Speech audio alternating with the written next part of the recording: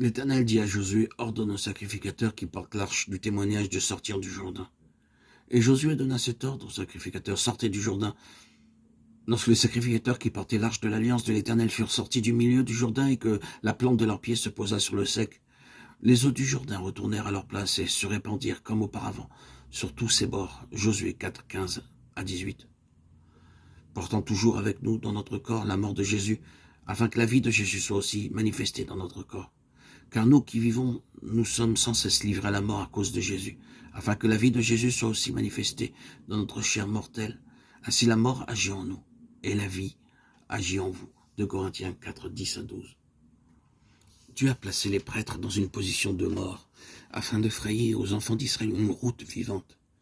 Les prêtres furent les premiers à marcher dans l'eau et les derniers à en sortir. Ils représentent les vainqueurs de Dieu. Aujourd'hui, Dieu cherche une compagnie de personnes qui, à l'image des prêtres du récit biblique, marcheront dans l'eau, entreront dans la mort, accepteront la discipline de la croix, se tiendront sur le terrain de la mort en vue d'ouvrir une route vivante en faveur de l'Église. Si Dieu nous place dans la mort, c'est pour donner la vie aux autres. Les vainqueurs de Dieu sont les pionniers de Dieu. Ce n'est pas que les prêtres aient été capables d'accomplir quoi que ce soit, mais parce qu'ils portaient l'arche. Ils devaient descendre dans le lit du fleuve. Ainsi, nous devons laisser Christ, symbolisé par l'arche, être le centre de notre vie. Ayant revêtu Christ, nous entrons dans l'eau. Les pieds des prêtres sont tenus dans le lit du fleuve, l'arche sur les épaules.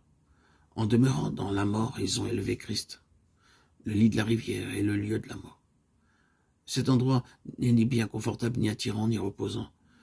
Ils n'étaient pas assis ou couchés, mais debout sur leurs pieds. Si je vis selon mon bon vouloir, Christ ne peut pas être apporté aux autres de manière vivante. Si je me tiens debout dans le fleuve, à son point le plus bas, alors les autres pourront traverser victorieusement le Jourdain. La mort œuvre en moi, afin que la vie agisse pour les autres. Par mon obéissance dans la mort, la vie peut opérer en faveur des autres, afin de les conduire à l'obéissance envers Dieu. La mort de Christ met en mouvement sa vie en nous.